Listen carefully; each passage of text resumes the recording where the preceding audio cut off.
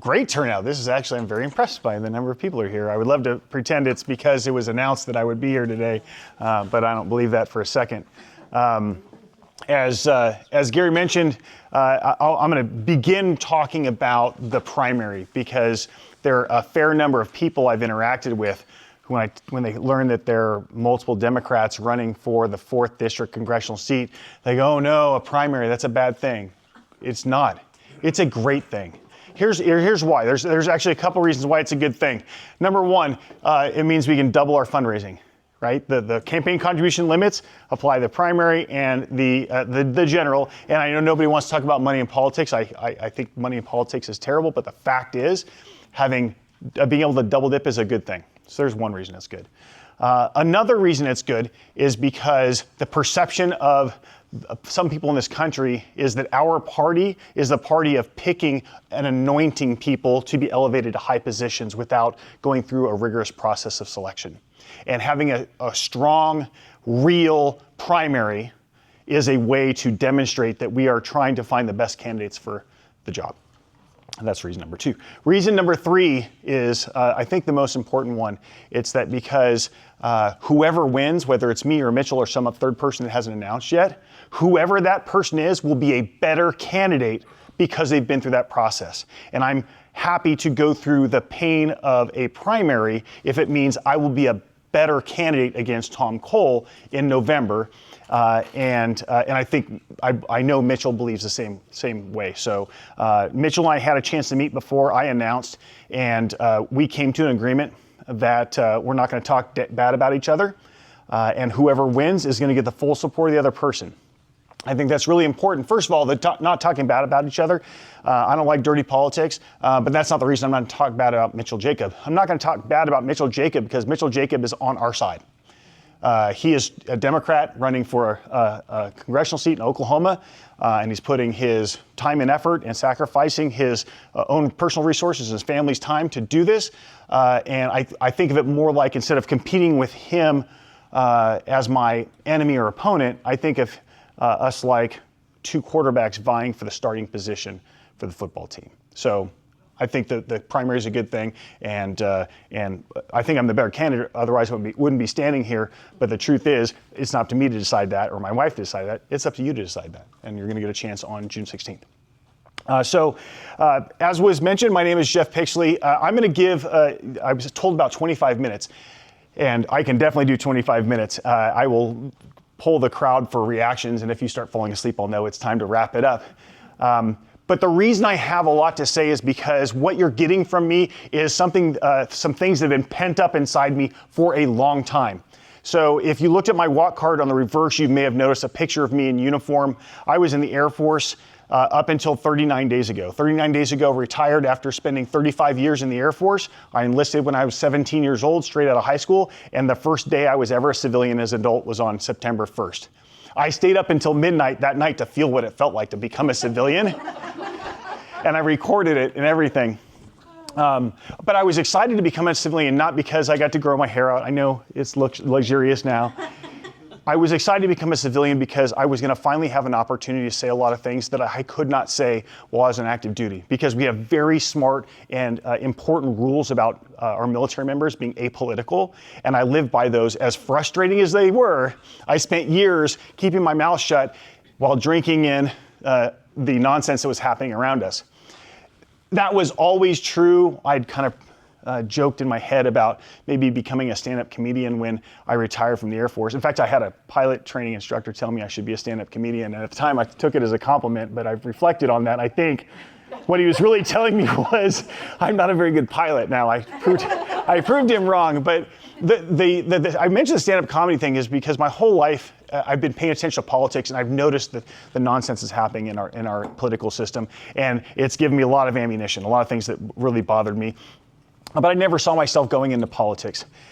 It wasn't until 2016, the very first time, I was really alarmed by what was happening in Washington. And I wrote an essay actually in December of 2016, so after the election, but before the president took office. And I've never released it publicly. I might one day if somebody twists my arm. And I wrote about how alarmed I was with the decision we had just made as a nation to elevate President Trump to office, and what signal it was sending to the rest of the world and what it said about us as a society. And I was very disturbed by it.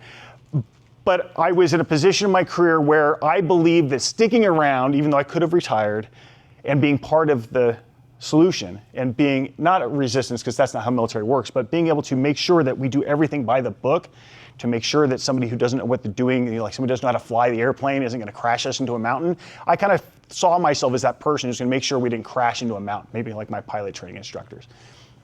So I stuck around.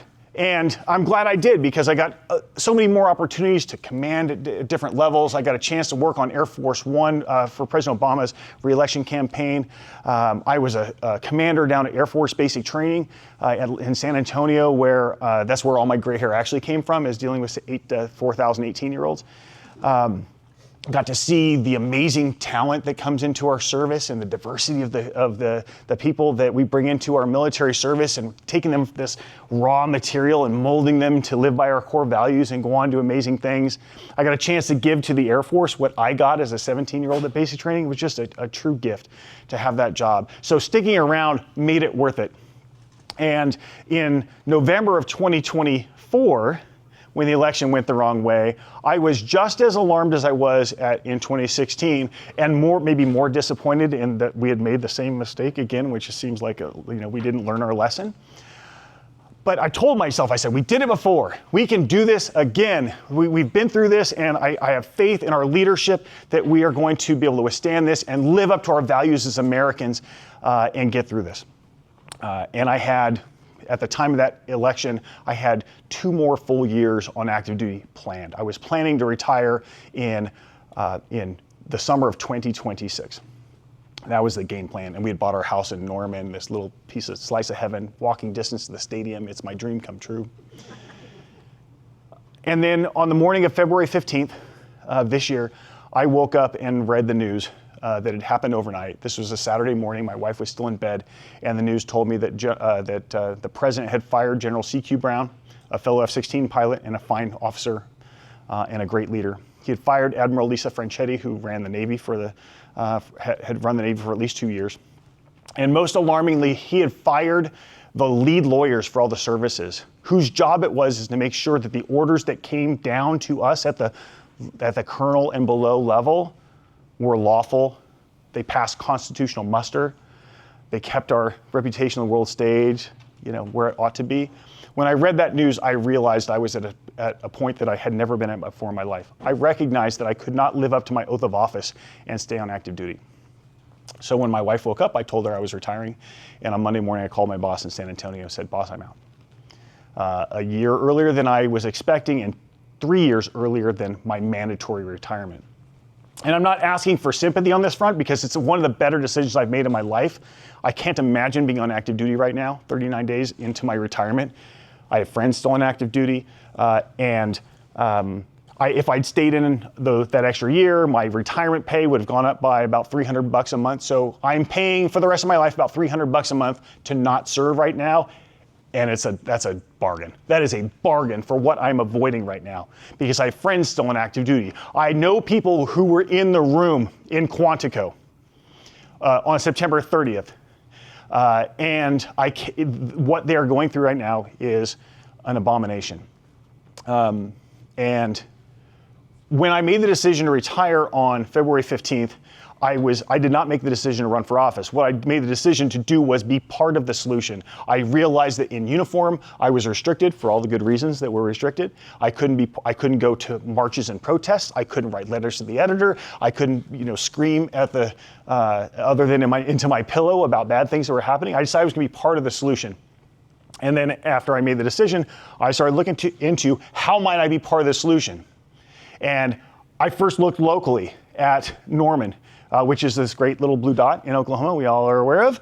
And I recognized that my city council member was a fine Democrat. My mayor had just been elected as a Democrat. My state senator, my House representative were Democrats. I had to go all the way up to Congress before, as a person who lives in Norman, was not being represented by someone that shared my values. And I know I'm in the minority in that front in Oklahoma and certainly in Stevens County. But I asked myself when I got to that point, I'm like, is this the path? Who ran against him before? Thank you for the setup. So I did a little bit of Google Foo and I'm like, who's this Mary Brannon? Let me see, maybe my path is to go help Mary Brannon win. And then I did about 5 minutes of research and realized that was not going to be time well spent. So I went to some friends I trust. I said, what do you think? And they said, we think you're crazy because you don't have millions of dollars in the bank and you don't know anything about politics. And this is a safe seat. And that's Tom Cole's seat. And this is a deep red state. And the more times I heard that from people, the angrier I got because safe seats and deep red states, those are self-fulfilling prophecies that for years Oklahomans have been saying to themselves, and then we start believing it, and it drives down voter participation, it drives down motivations for things like this, and I decided that I was going to be that guy, or try to be that guy, who took what had been this throwaway, maybe have a campaign, but no spend any money on it, not take it seriously, not planning to win, and make a real run for the 4th District seat, currently occupied by Tom Cole. So at midnight, after I turned into a civilian, that morning I filed my Form 2 with the FEC and launched my campaign to unseat him. One of the best decisions I've ever made in my life. Now I wake up every morning feeling fired up about making a difference, about what I might be able to contribute to the argument for how our country is run. The things that I talked about that President Trump and Secretary Hegseth have been noted for by myself and others, those are really problematic things. And someone might accuse me of focusing in the wrong place. It sounds like I'm campaigning for Secretary of Defense or the presidency. I'm not. The truth is, Tom Cole and every other member of Congress has a responsibility to stand in the way of these things, and they're not. They're standing there with their hands in their pockets, or in other people's pockets, and shrugging as our Constitution is being decimated. And this is not the sky is falling of maybe 2016 when we were all fearing the terrible things are happening at a rate that I never could have predicted in November of 2024. Tom Cole has a responsibility, and for whatever reason, he is not doing it. If Tom Cole has come, I'm sure he's been at one of your meetings. When Tom Cole last spoke with you in this room, I'm sure he bragged about how powerful he was as the chair of the House Appropriations Committee, as the chair of the Rules Committee. Definitely extremely powerful positions.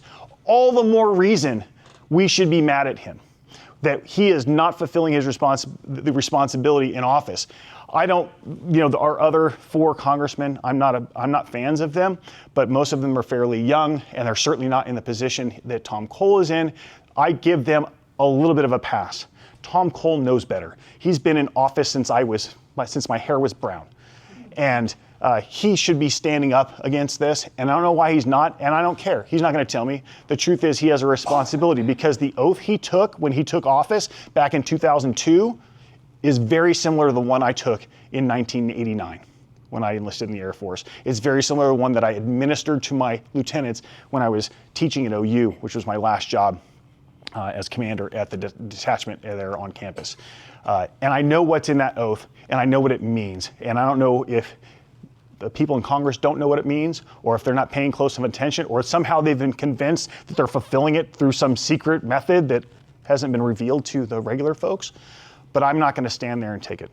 So if you look at my walk card, what you're going to see about me is 4 priorities. Now, there's a whole lot to being a member of Congress, and you can't limit it to 4 things, but the card is only so big. So these are the 4 things I'm talking about. The first one, it says restore constitutional balance. When I talk about the constitutional balance, what I'm talking about is this used to be a creep, but now it is a flood of power being pulled into the presidency. Some presidents on both sides of the aisle have done this. They've done little unpopular, sometimes, forays into this, but nobody has ever done it like the current president has. And Congress is standing mute while it occurs. My number 1 priority is restore constitutional balance in that Congress needs to actually provide oversight, real oversight. And when someone comes to Congress and testifies, or doesn't testify, stands there and makes, looks at the senator or the congressman with a smirk on their face, saying, "I dare you. What are you going to do? I have the presidency and an army behind me." Inherent contempt. If you be a contempt of Congress, then you'd be hauled away in chains. That's real oversight and getting to the bottom of things. And it's going to take time to get there, and it's going to take some bravery to get there. But I think Congress is fully capable of doing it. It's just there in the Constitution. Restore constitutional balance also includes making sure that Congress is the one who makes the choices that are constitutionally mandated. Tariffs are a great example. The tariffs that have been imposed right now are unconstitutional. On their face, I'm not a lawyer, I'm a sociologist with an MBA or two. They're unconstitutional. And that Congress is staying there letting it happen because it happens to serve their purposes or fit their narrative is an abdication of responsibility. So constitutional balance is one of those, it's like teaching my seniors at OU where we start talking about the Constitution, their eyes kind of roll back a little bit. It shouldn't. Not for them, especially because of what they're about to do, but it shouldn't be for us either. Because the truth is, my next three priorities, focusing on the economy, national security, and our place in the world stage, and on making sure that everybody in our country gets equal treatment of the law and is true dignity and respect, none of those other three things are going to matter if we don't fix the first one. We are on that track right now. So we have to do that as our first priority, and it's going to require a lot of folks making it in Congress to affect that. I'm not a fool. I recognize the uphill nature of this battle. I've done the math. My advisors have done the math. 4th District is a R+19 district. Stevens County, you guys are outnumbered 3-1, right? I am not impressed by those numbers because I believe that there are a ton of independents and a fair number of reasonable Republicans who, if I didn't walk in the room with Democrat over my shoulder, and I said exactly what I've said to you right now, they'd be nodding the whole time saying, heck yeah, go. In fact, in my first week in the campaign trail, I was at the Cleveland County Fair, and I talked to a guy for about, it felt like longer than 10 minutes, probably about 10 minutes. Clearly a Republican, where our booth was set up, all blue, CC Dems, and he walked by the first time like this, like wouldn't make eye contact and kind of did that. All the signaling, like, I don't want to talk to you. I'm like, come on, come talk to me because I might win and I should know what you care about. We talked for like 10 minutes. And I told him essentially a version of the story I just gave you. And this guy was a hardcore conservative. And I got done talking. He said, if you were running as a Republican against Tom Cole, I might vote for you. I said, sir, don't you think I know that? Don't you think I know how easy it would have been for me to pretend to be a Republican? I'm a middle-aged white guy with 35 years of military service. I could have pretended to be a Republican and I would be jumping right to the top of the list. My main concern right now would be angry Republicans who see I'm going to unseat Tom Cole in the primary. But that would have been founded on a lie. I've read the Democratic platform for the state of Oklahoma. I've read the Republican one, and there's not a chance on planet Earth I could align myself with the Republican platform in the state of Oklahoma, or the national platform, which is whatever Trump says. So I've created a battle for myself, but I've spent 35 years putting myself in harm's way. This is nothing compared to what I did in my airplane. And although my mom fears for my safety, again, like when I was flying airplanes, this is a battle that we have to undertake. And what I'm hoping I can get in every county in Oklahoma, including the ones where there's only 5 people per square mile, to look you in the eye and say, if you support my campaign, A, you're going to get a legitimate campaign against Tom Cole, which we may not win, but it's going to be a real campaign. It's going to be a hard-fought campaign, and he's going to have to spend money and resources, and attention is going to come to show that the people of Oklahoma are going to sit on their hands and watch our country be flushed down the toilet. Second thing it is going to accomplish is going to elevate every other candidate on the Democratic side. Our reputation across the state is terrible. In some cases, it's well-earned. But there are a slate of candidates right now for offices in the state, House, and the Senate, and our governor and lieutenant governor races are pretty solid. All of them benefit by having strong candidates for every office. So I'm hopeful that a side effect of my successful campaign is I uplift people like Chris May and Chris Fowler up near the Norman. And if you have a Democrat running in your House district, maybe they will be too. But I'm going to need help. The reason I'm here today, against the advice of some advisors who are like, don't go to those counties. You're not going to win them anyway. Yeah, that's right. I'm not going to win them if I'd never look them in the eye, I promise. But I can't stand by and assume that I'm going to lose a county by 60 points just because that's been traditionally true. Tradition doesn't mean anything, I think, in this current moment. So what I'm looking for here is, A, to help convince you that I'm somebody worth at least considering. I encourage you to do that for Mitchell. He's also a veteran, a solid guy, and I told you already, I'll support him if he beats me, and if somebody else throws a hat in the ring. But I need you to be as fired up as I am. I have given my whole life to the Constitution of the United States. My family, my 3 children now grown, have sacrificed their whole lives because I sacrificed for the Constitution.